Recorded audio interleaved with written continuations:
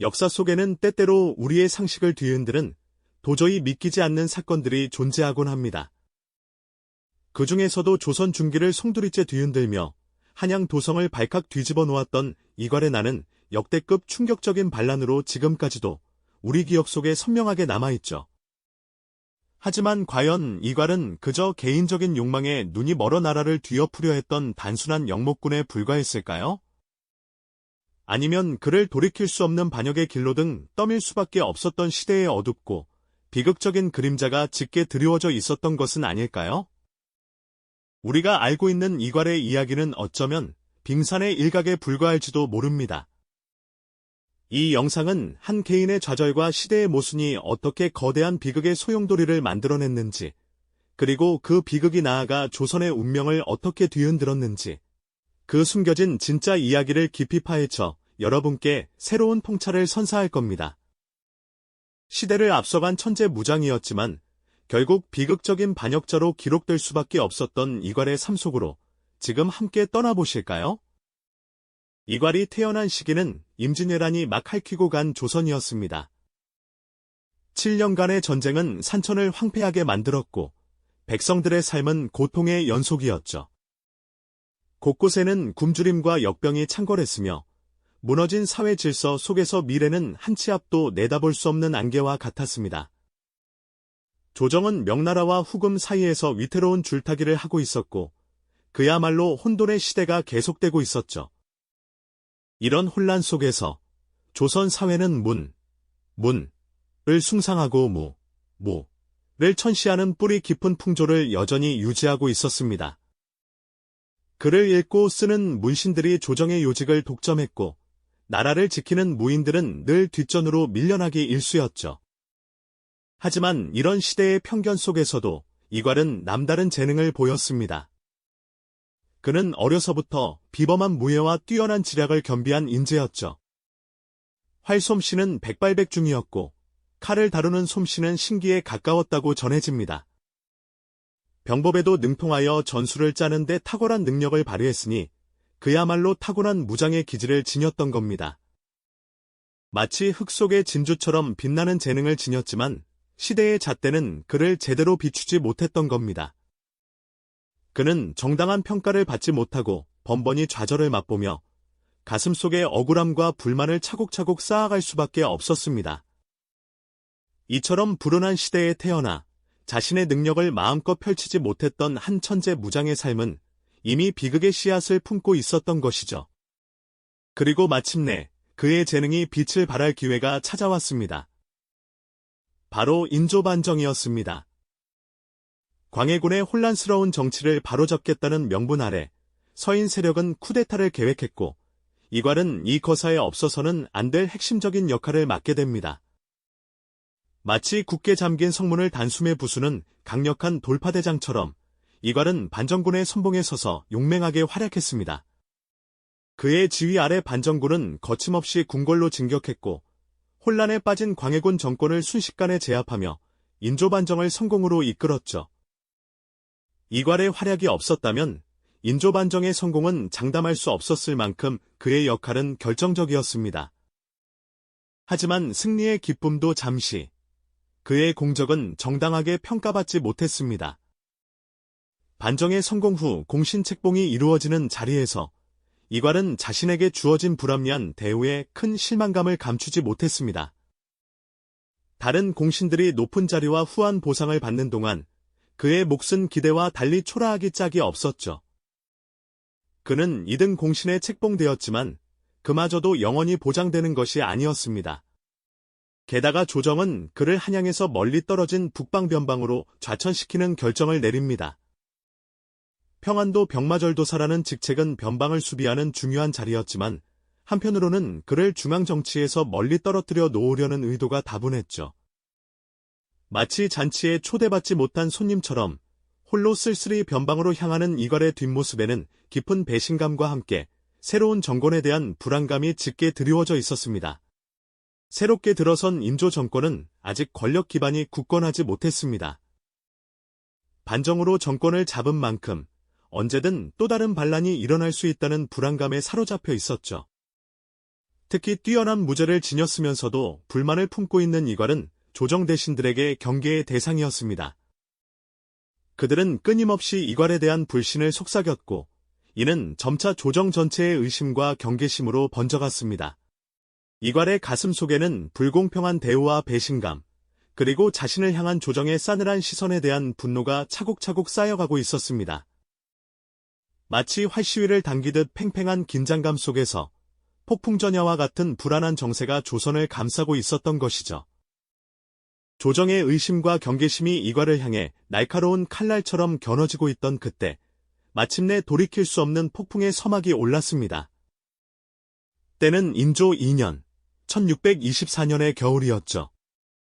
평안도 병마절도사로 있던 이괄에게 청천벽력 같은 소식이 전해집니다.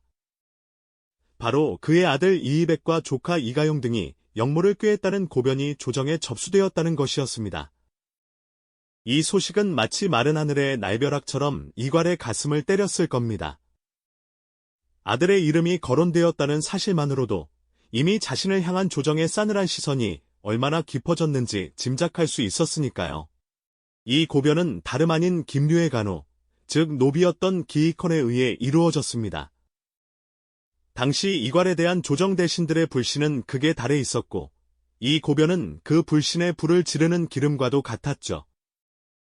조정은 즉시 이괄을 한양으로 소환하라는 명령을 내립니다. 하지만 이괄의 입장에서는 이 소환 명령이 곧 자신을 제거하려는 계략으로밖에 보이지 않았을 것입니다. 그에게는 두 가지 선택지가 있었을 테죠.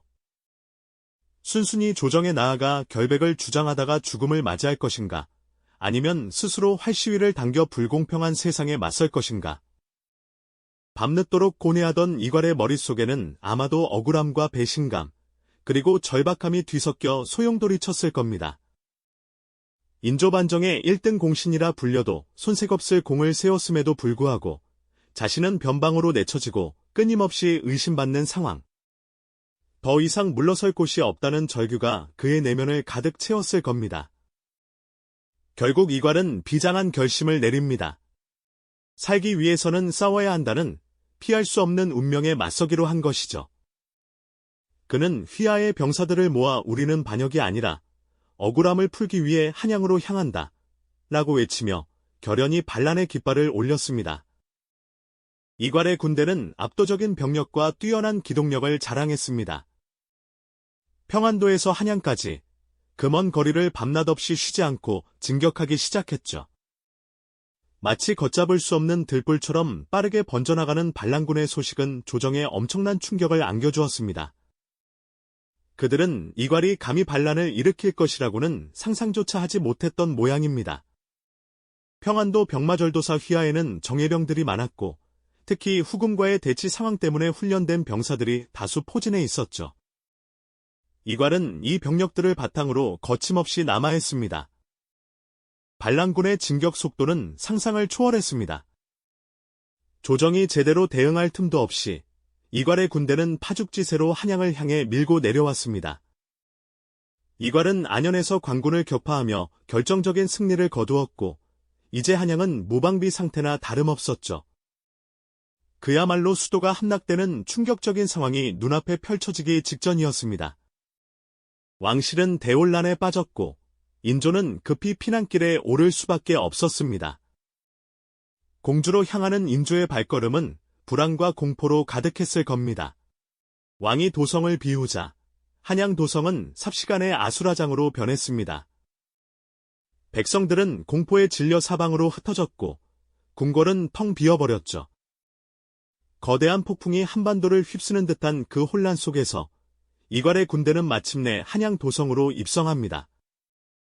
조선 역사상 전무후무한 일이 벌어진 것입니다. 한양을 점령한 이괄의 얼굴에는 과연 어떤 감정이 스쳐 지나갔을까요? 오랜 세월 쌓였던 억울함과 분노가 잠시나마 해소되는 듯한 희열이었을까요? 아니면 자신이 발을 들인 이 길이 얼마나 위험한 곳인지 직감하는 불안감이었을까요? 이 짧은 순간의 승리가 곧 파멸로 이어질 것이라는 비극적인 반전은 아직 아무도 알지 못했죠. 이괄의 군대가 도성으로 밀려들자 한양은 순식간에 아수라장이 되고 말았습니다. 궁궐은 혼돈에 휩싸였고 인조는 급히 피난길에 오를 수밖에 없었죠. 왕이 궁을 버리고 떠나는 초유의 사태는 조선 역사상 전례를 찾아보기 힘든 충격적인 사건이었을 겁니다. 백성들은 공포에 질려갈 곳을 잃었고 조정 대신들은 우왕좌왕하며 사태를 수습할 엄두조차 내지 못했습니다. 북방의 오랑캐도 아닌 조선의 장수가 수도를 점령하다니요. 임진왜란 이후 겨우 안정을 찾아가던 조선은 또다시 거대한 혼란에 빠져들고 말았죠. 그렇다면 이괄은 왜 이토록 극단적인 선택을 할 수밖에 없었을까요? 그의 반란은 사실 어느 날 갑자기 터져나온 것이 아니었습니다.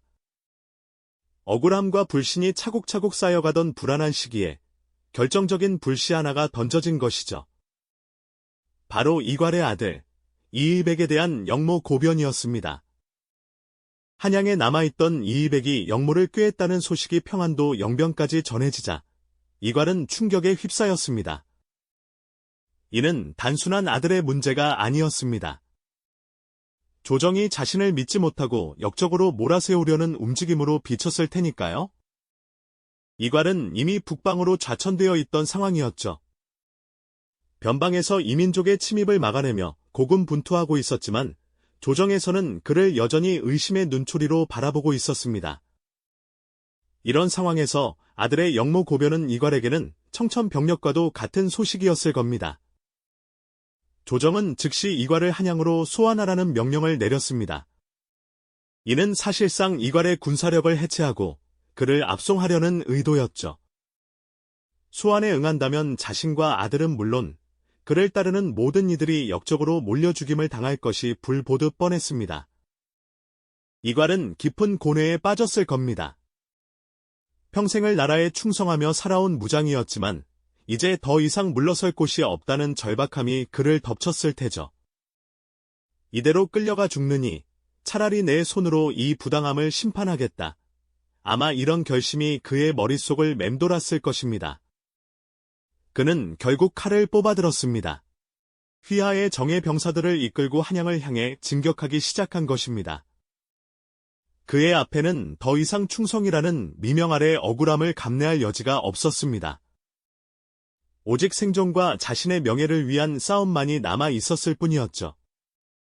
이괄의 반란군은 파죽지세로 한양을 향해 나아갔습니다. 훈련된 병사들과 뛰어난 지휘관 이괄의 존재는 반란군에게 엄청난 사기를 불어넣었죠. 그들은 밤낮 없이 행군하며 수도를 향해 질주했습니다. 조정은 이들의 진격을 막기 위해 여러 차례 군사를 보냈지만 이괄의 군대는 이미 기세가 등등한 상태였습니다. 정예 병력과 분노로 똘똘 뭉친 병사들은 조정군을 연이어 격파하며 거침없이 전진했습니다. 그리고 마침내 그들은 한양에 입성했습니다. 왕은 이미 도성을 버리고 떠난 뒤였고 무방비 상태의 수도는 반란군의 손아귀에 떨어지고 말았습니다. 이괄은 그렇게 조선의 수도를 점령하는 초유의 기록을 남긴 반역자가 되었습니다. 짧은 시간이었지만 한 개인이 국가의 심장부를 장악했던 충격적인 순간이었죠. 그의 얼굴에는 어떤 감정이 교차했을까요? 한양을 내려다보는 그의 시선 속에는 잠시나마 승리감이 스쳤을지도 모릅니다. 오랜 억압과 불신에 대한 통쾌한 복수심이 타올랐을 수도 있겠죠. 하지만 이괄은 알지 못했습니다. 이 짧은 승리의 순간이 곧 자신을 파멸로 이끌 비극의 서막에 불과하다는 사실을요. 한양 점령이라는 충격적인 사건은 조선 전체를 뒤흔들었지만 그의 반란은 오래가지 못했습니다. 조정은 각지의 군사를 모아 반격에 나섰고 이괄의 군대는 점차 궁지에 몰리게 되죠. 결국 이괄의 난은 진압되었지만 그가 남긴 상처는 너무나 깊었습니다. 이 반란으로 인해 조선의 국력은 크게 약화되었고 특히 북방방어 체계는 치명적인 타격을 입었습니다. 능력 있는 인재를 품지 못하고 불신으로 가득 찼던 시대의 모순이 결국 거대한 비극을 낳은 셈입니다. 이괄은 한때 뛰어난 무장이었지만 시대의 경랑 속에서 비혼의 반역자가 되고 말았죠. 그의 난은 단순한 개인의 역모를 넘어 조선 사회가 안고 있던 뿌리 깊은 문제점들을 적나라하게 드러냈습니다. 그리고 이 상처는 불과 몇 년 뒤 조선을 또 다른 거대한 위협으로 몰아넣는 비극의 씨앗이 되고 말았습니다. 북방에서 다가오는 거대한 폭풍의 전조였던 것이죠. 이괄의 난이 남긴 상처는 단순한 반란의 흔적을 넘어 마치 거대한 폭풍의 전조처럼 조선의 미래를 뒤흔드는 씨앗이 되고 말았습니다. 한양을 점령한 그 순간 어쩌면 이괄은 자신이 염원하던 모든 것을 이뤘다고 생각했을지도 모릅니다. 궁궐을 장악하고 왕을 피난시켰으니 잠시나마 권력의 정점에 섰던 셈이죠. 하지만 이 짧은 승리의 달콤함 뒤에는 이미 파멸의 그림자가 드리워져 있었다는 사실을 그는 과연 알았을까요? 마치 독이 든 잔을 마신 것처럼 그 순간의 환희는 곧 자신을 집어삼킬 비극의 서막이었던 겁니다. 이괄의 난이 진압된 후 조선은 참으로 깊은 후유증에 시달려야 했습니다. 단순한 내란을 넘어 국가의 근간을 흔든 엄청난 사건이었으니까요. 특히 조선의 국방력은 치명적인 타격을 입었습니다. 임진왜란 이후 겨우 재건되던 병력과 군사체계는 다시 한번 무너져 내렸죠. 그 중에서도 가장 심각했던 문제는 바로 북방방어 체계의 붕괴였습니다. 압록강과 두만강을 지키던 정예 병력들은 반란 진압 과정에서 와해되거나 재배치되었고 변방의 요충지들은 텅 비거나 제 기능을 잃어버렸습니다. 이는 마치 외부의 침략자들에게 어서 오라고 손짓하는 것과 다름없는 상황을 초래했던 겁니다. 그리고 불과 몇 년 뒤 이괄의 난으로 생긴 거대한 국방력의 공백은 현실이 되어 조선을 덮쳤습니다. 1627년 만주에서 빠르게 성장하던 후금의 군대가 압록강을 넘어 파죽지세로 남하했던 정묘호란이 바로 그 시작이었죠. 이어 1636년 더욱 강력해진 청나라가 다시 침략해온 병자호란은 이 모든 비극의 정점이었습니다. 인조반정 이후 불안정했던 전국과 이괄의 난으로 인한 국방력 약화라는 이중고가 결국 조선을 외세의 거대한 폭풍 속으로 밀어 넣었던 것입니다.